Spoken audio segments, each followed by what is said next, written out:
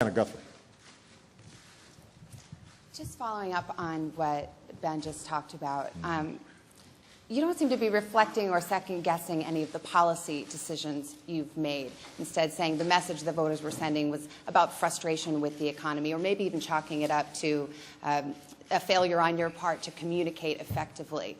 If you're not reflecting on your policy agenda, is it possible voters can conclude you're still not getting it?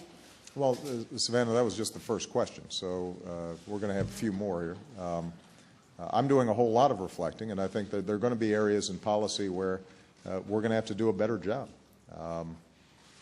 I think that over the last 2 years, we have made a series of very tough decisions, but decisions that were right in terms of moving the country forward in an emergency situation where we had the risk of slipping into a second Great Depression.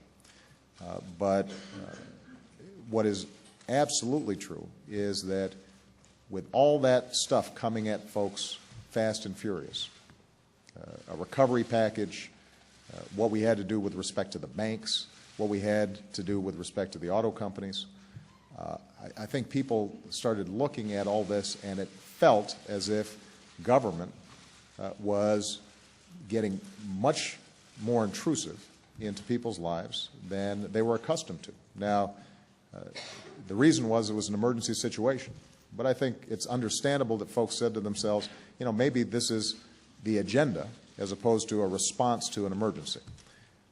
And that's something that I think, everybody in the White House understood was a danger. We thought it was necessary, but I'm sympathetic to folks who looked at it and said, this is looking like potential overreach.